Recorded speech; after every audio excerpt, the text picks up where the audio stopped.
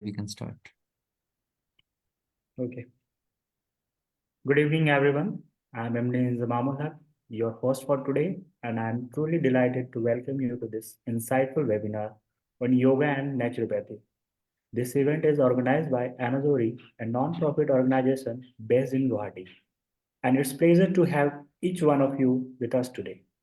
We are honored to be joined by our special guest, Ms. Sangeeta Roy, a specialist in yogic and naturopathic practices.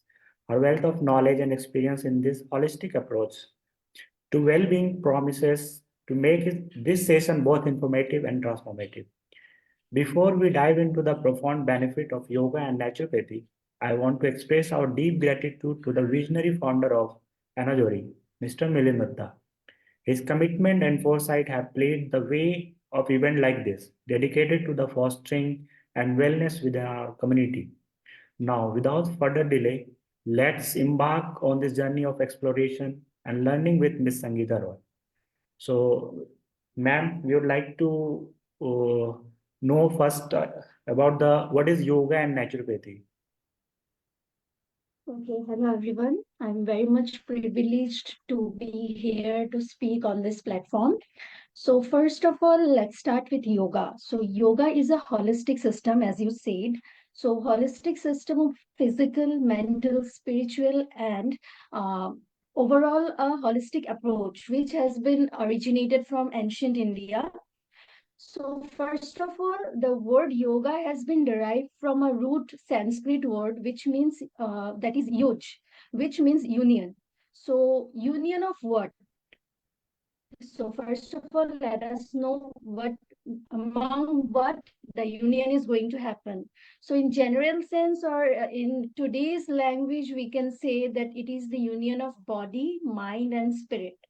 And more spiritually, we can say that it is the and with the supreme consciousness, that is the universal consciousness. So basically that is yoga. So yoga means union, to unite.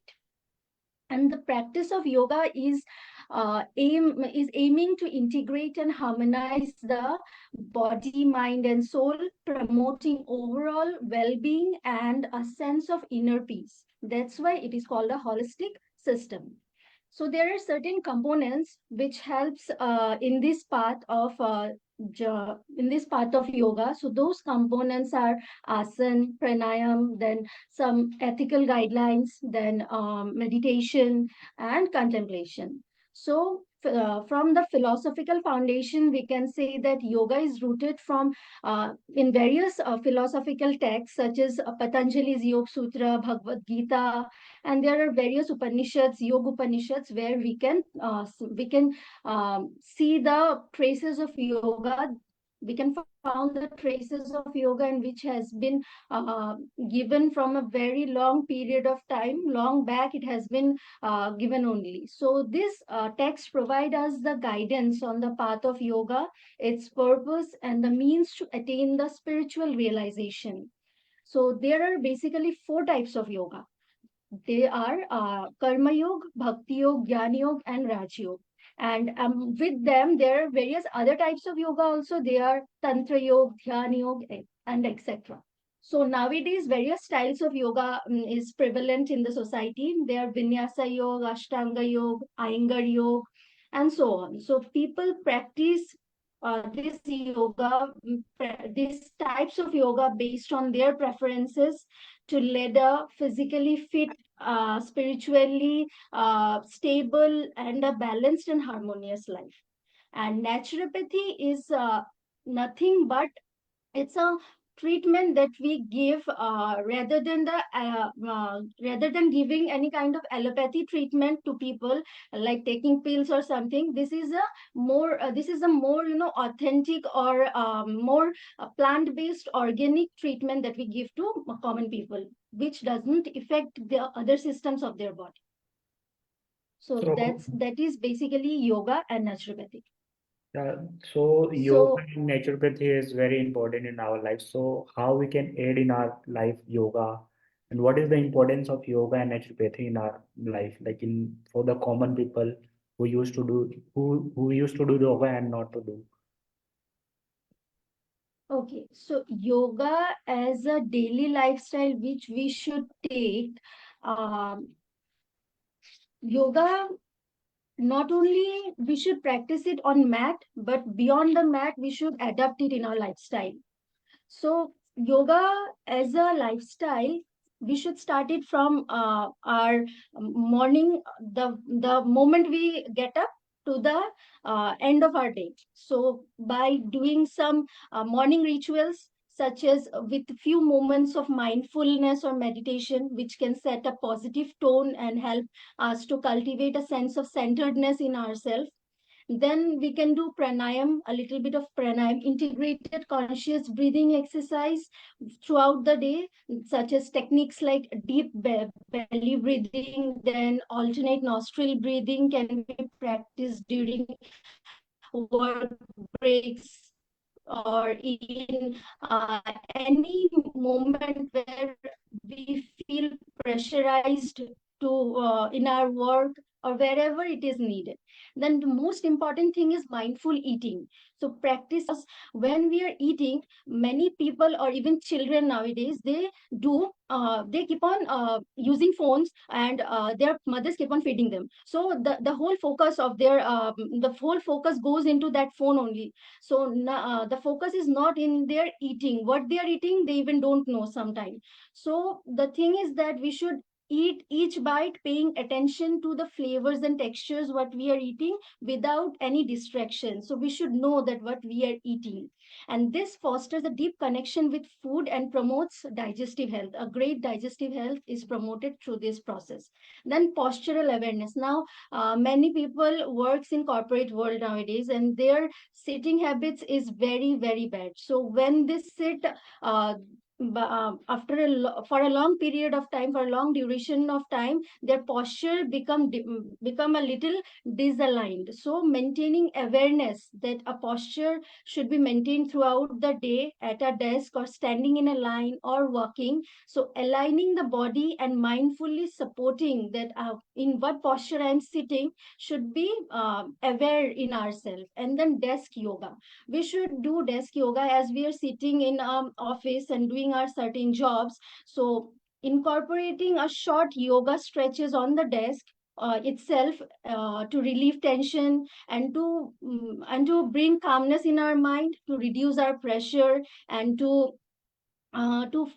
bring focus and these things. So what we can do in desk yoga, we can simply do some stretches, neck rotations, then twisting can be done while sitting on a chair. So this is normal desk yoga which can be we can do. Then evening reflection is a very important thing. Dedicating few moments in the evening to reflect on the day, that what we have done. So this can include gratitude practice, self reflection, and then a short meditation to unwind ourselves into the in the evenings, that what we have done throughout the day and what we can change or we can do in the next day.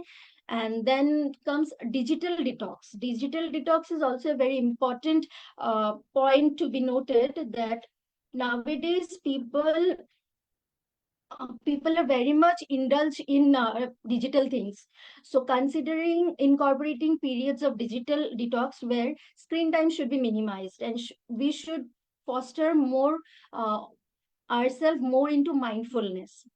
Then comes yoga philosophy in action. So we read various philosophies, but we don't apply them. So applying those ethical principles in of yogas, such as yam and niyam, those are ethical guidelines which we should follow in our daily life. So these ethical guidelines may involve a kindness, honesty, contentment, which nowadays cannot be found in the society, which has becoming very less in people. So this kind of attitude should be grown more. So these are the philosophies which we study, but many people don't apply them. So this should be applied more frequently by the people. Then community connection. If we join a yoga class or create a community where people from diverse background come and join those sessions and do yoga, so their people will grow overall in their well-being also, and people can have similar like-minded people where they can share their feelings, thoughts, and through this mental awareness can also be achieved. Then most important for me is nature connection, connecting with the nature. Nowadays people live in a very hectic and chaotic lifestyle, so spending some time on in nature regularly is very much needed. Whenever it, whether it's a walk or hiking, trekking, or any kind of outdoor trips where we can spend some time with the nature, where we can promote a sense of harmony within ourselves. So then regular yoga practice which should be done, so that is a must. And I think consistency is the key. If you practice yoga for like a very small period of time, you will not be able to understand the benefits that you will be getting from it, because 2 months and 3 months doesn't provide you that much of benefit. So yoga is a thing which should be practiced for a long duration of time. So consistency is the key in experiencing the full benefits of yoga. Then simplicity and minimalism. So embracing simplicity and minimalism in lifestyle is a much needed in this world, because there are so much of things gets to add up nowadays. So simplicity is very much needed to reduce the clutter and excess of you know things that are going on around us, to get a sense of clarity and aligning ourselves with the yogic principles. And last of all, I can say rest and sleep hygiene, because nowadays people stays very late, so this is not good. Prioritizing sufficient and restful sleep, and establishing a healthy self sleep routines, aligning with the yogic emphasis to balance and restore our lifestyle. So this should be incorporated in our day-to-day lifestyle to lead a peaceful and blissful life, we can say.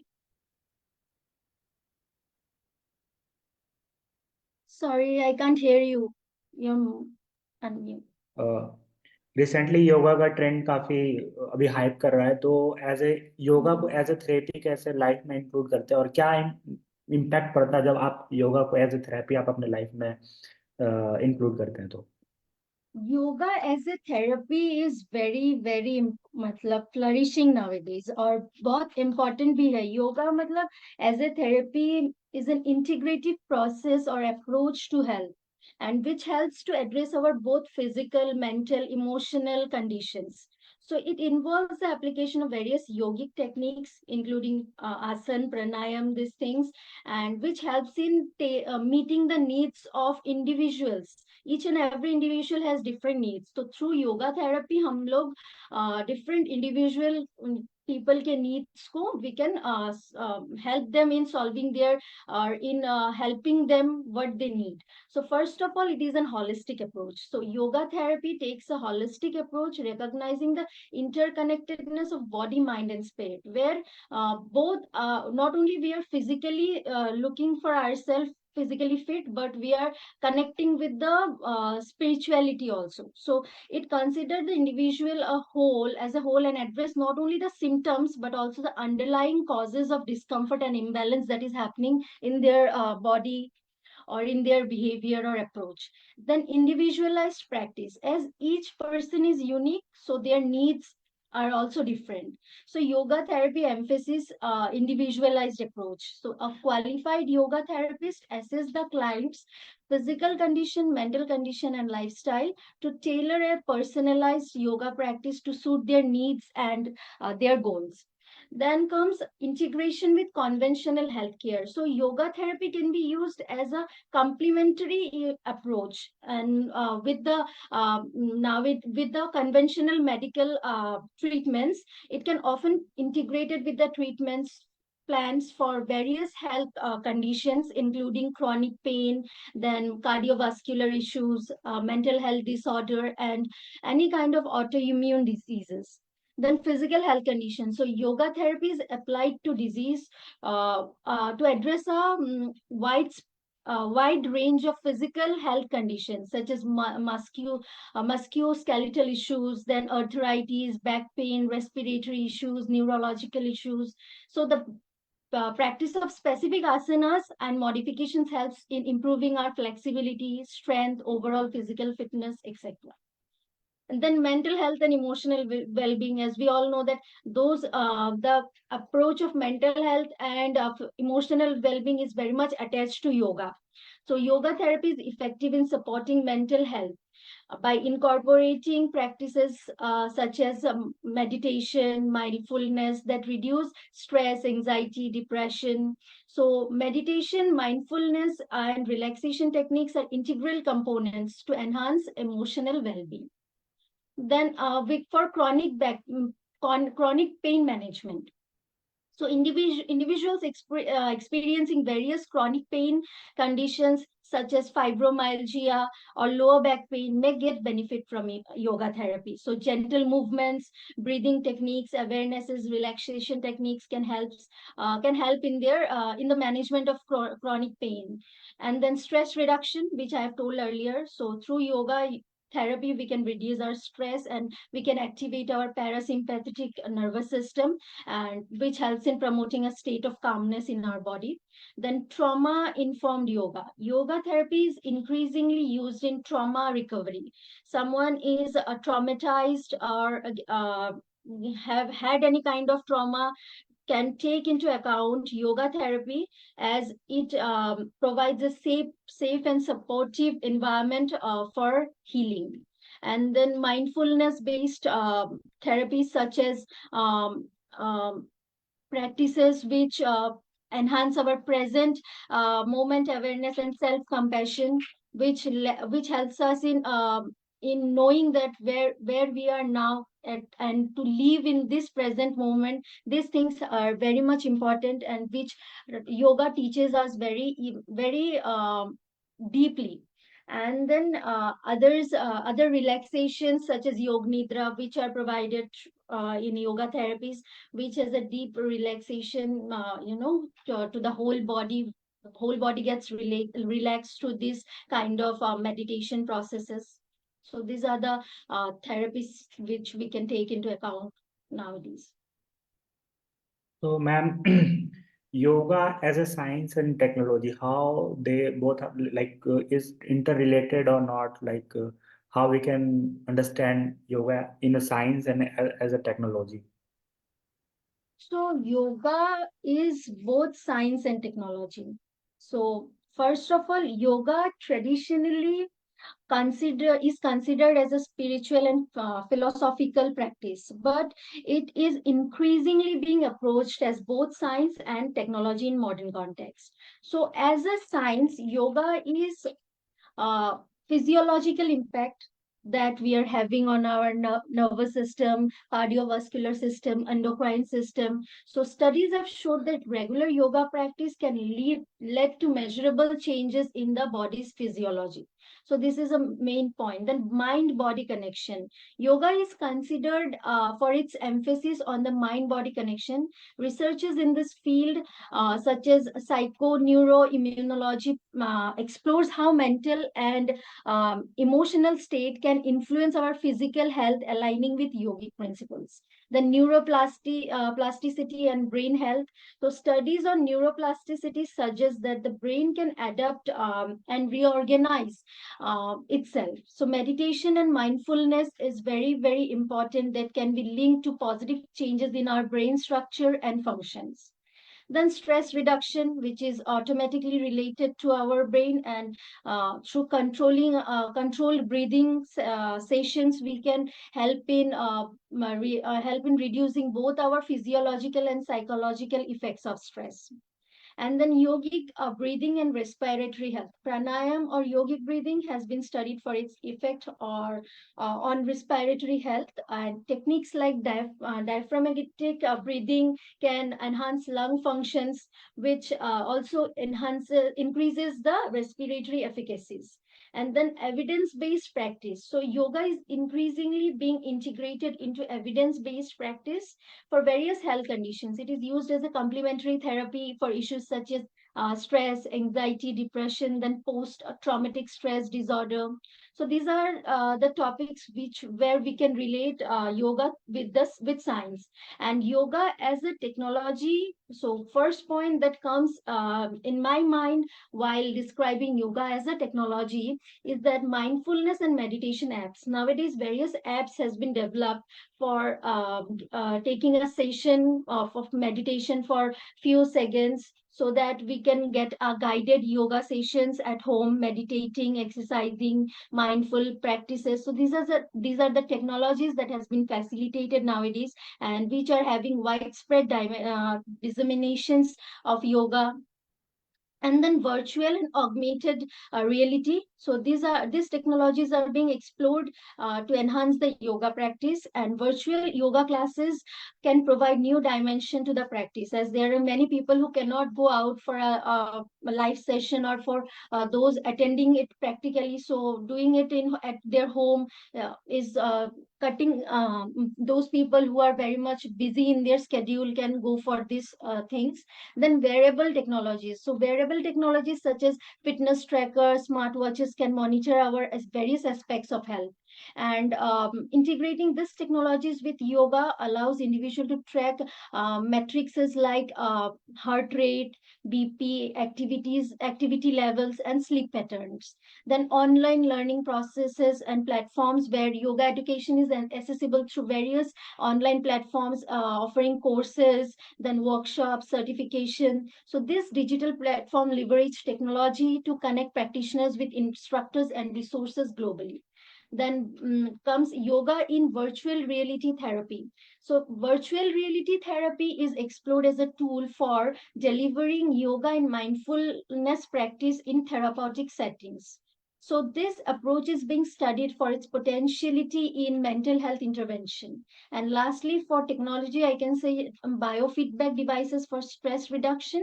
So biofeedback devices measures physiological indicators of stress, such as heart rate variability, can be integrated in yoga practices. So this technologies helps individuals gain awareness of their stress level and learn to self-regulate themselves. So these are the points which can be included in science and technology for yoga. So, ma'am, is there any limitation of yoga? Like you can deep dive into it?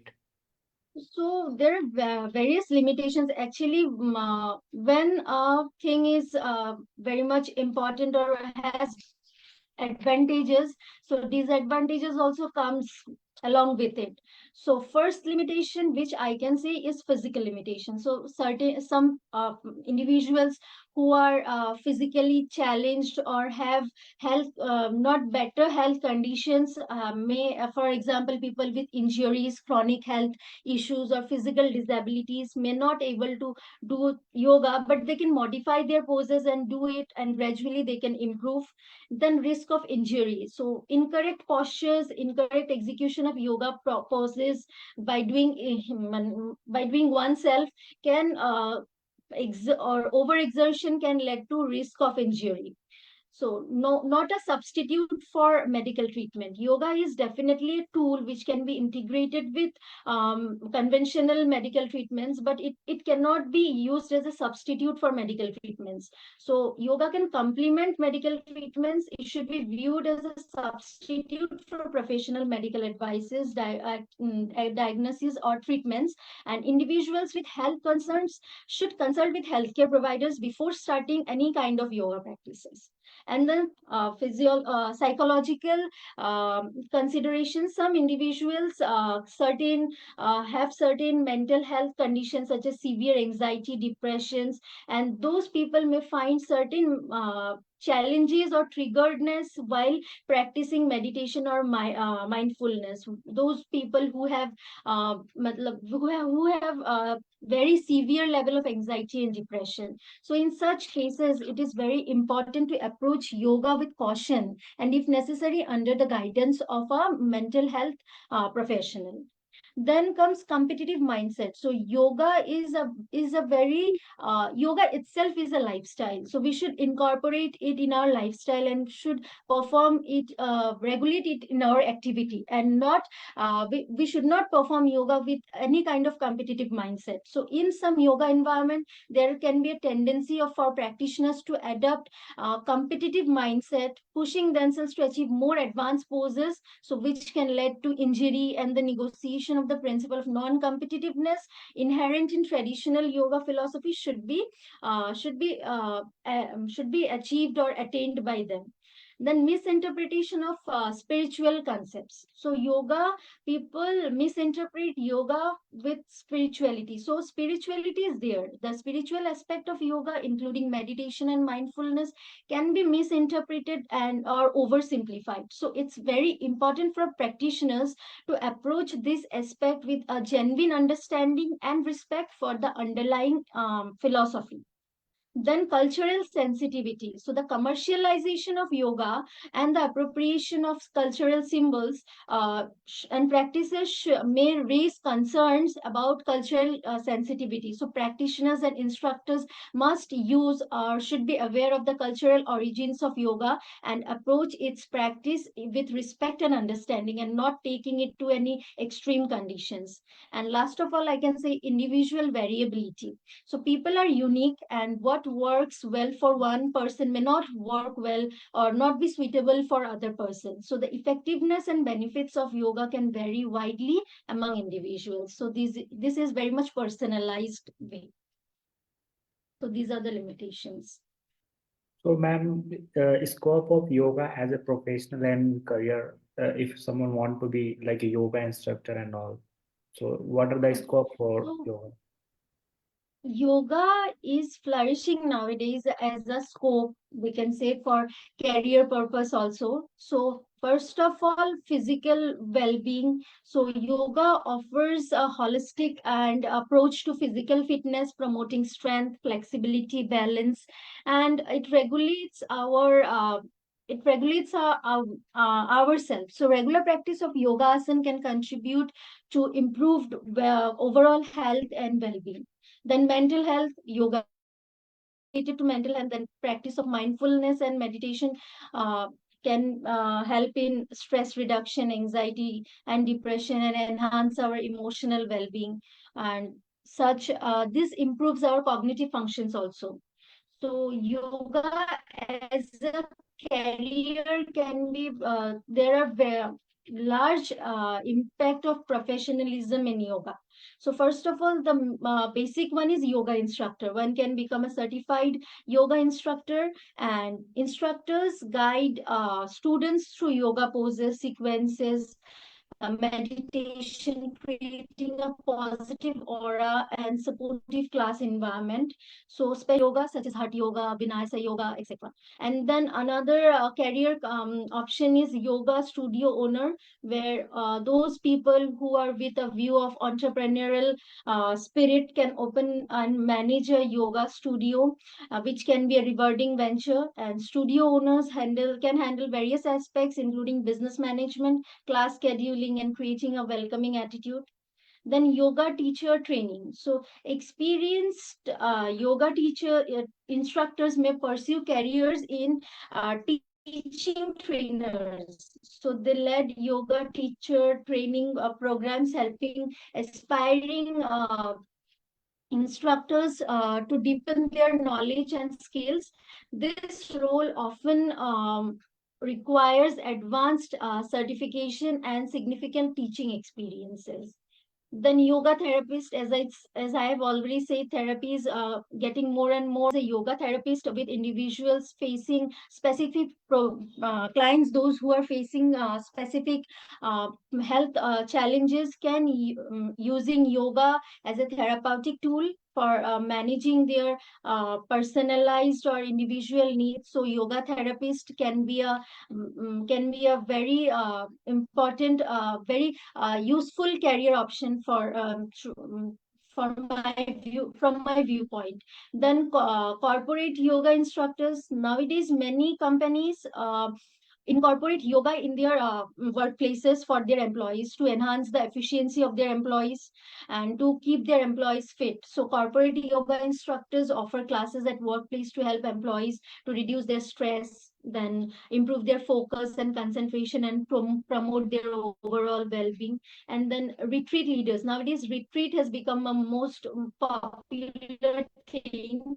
So leading yoga retreats allows individuals to combine their passion for yoga along with travel and cultural experiences. So retreat leaders organize and guide participants through yoga classes, workshops, and activities in various locations. Then yoga blogs easily become a yoga blogger where they can yoga. Then yoga for specialized populations such as children, senior citizens, pregnant women. So targeting a specialized population and instructing them can be an opportunity. Then Ayurvedic consultant, Ayurvedic, that is the traditional medicine system of India, is often integrated with yoga. So individuals with training both yoga and Ayurveda can work as a consultant, providing holistic wellness advice based on this ancient practices. And lastly, yoga writer or author. So individuals who are very passionate about writing can explore careers as yoga authors, where they can contribute their knowledge or philosophical thinkings and way of practices, lifestyles through contributing to books, articles, or journals, or any kind of instructional materials. So these are the scopes for people who wants to take up yoga as a career. So, ma'am, nowadays we can see mental health illness increasing among the, especially in youth. So, how can yoga and Sorry, I can't hear you properly. Uh, so nowadays we can see the mental health illness problem is increasing day by day, mostly among the youth. So how can yoga and naturopathy can help them to improve their mental health illness? Okay, so mental health is a very broader aspect nowadays. So mental health has become a topic for everyone. So yoga is very much important in attaining what I can say, attaining a great level of mental health, where we can practice pranayam, then meditation, through which we can relieve our stress, and through which we can elevate our mental health. And connecting with people, connecting with nature, these are the things one must do to and minimizing screen time, detoxifying yourself, and getting detached from those gadgets should be done to improve your mental health. And mental health can be improved when you sit and just look or think about yourself, that what you can do and what you should do, rather than keeping your views and thoughts on some external things. You should look inward. So yoga is a holistic approach which helps in mental well-being, where yoga helps how do we function, how our mental mindfulness functions. So we should keep on minimizing our externality with the things which are not important for us, but which we have made important nowadays, these gadgets and all. So we should keep those away, and we should connect with the nature. We should go out. We should pay more attention to ourselves, our body, our mind. So then we can definitely achieve our mental health level. So, ma'am, for doing practice yoga, any specific time to do yoga, like in the morning or in the evening? Any specific time we should do the yoga? Yes, yoga should be done early in the morning, and in the evening also it can be practiced, but to get a very much positive aura or calmness in the body, to set a tone for the day, we should practice yoga in the early morning. And we should, first of all, we should follow the ethical guidelines. We should be fully cleanse ourselves, and then we should take on the procedure of pranayam or asanas, whatever we are practicing.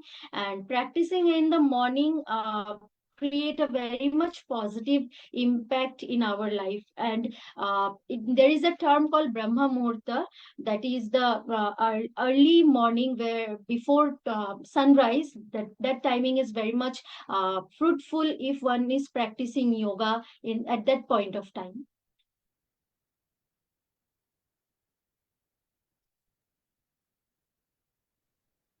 So, ma'am, any suggestion for youth from your side, so that they can motivate themselves to perform yoga and go for the naturopathy? Any suggestion from your side for youth and for the senior Yes, citizen as well? okay. I can say yoga is a life-changing subject. So one should definitely take up yoga as and incorporate yoga in their life. And for both for younger generations and senior citizens, because it is never late to start anything. So one should get up and just stick to a point that yes, I have to get up early in the morning, I have to follow certain rules and regulations, because one should always have certain basic principles and rules in their lives to lead a good and healthy life. So it is very important to take yoga as a thing, because yoga not only deepens your knowledge, but also it also helps to keep yourself fit. And the main thing, that is, yoga has a very underlying philosophical understandings, which we younger generations need to understand very much, because or else we will be the younger generation is going on another track. So this ancient tradition of India, if used in a proper way, can make more responsible and socially responsible citizens in the country. And for senior citizens, I can say yoga can lead their lifestyle more easy, irrespective rather than taking those pills. One should practice yoga, so that it is not that much tough to lead a life. So if you are in any health problems, if you are fighting through any health problems, along with those medical treatments, one should take yoga, because yoga not only helps them to get fit, but also has a spiritual underlying principles which they can connect with.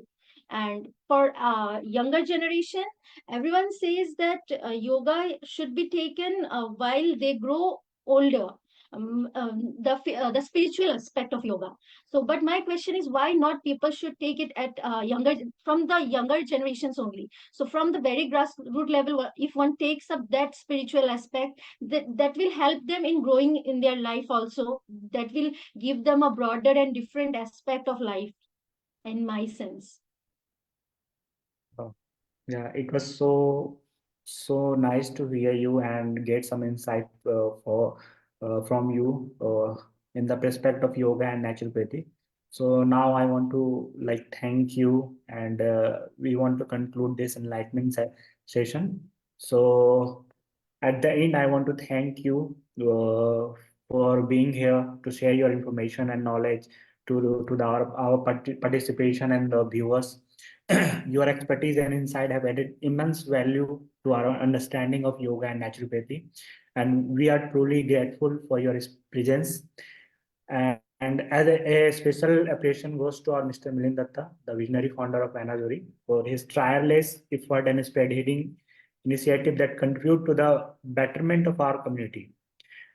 And apart from that, to all the participants, thank you for joining us today. We hope you found this webinar not only informative, but also inspiring.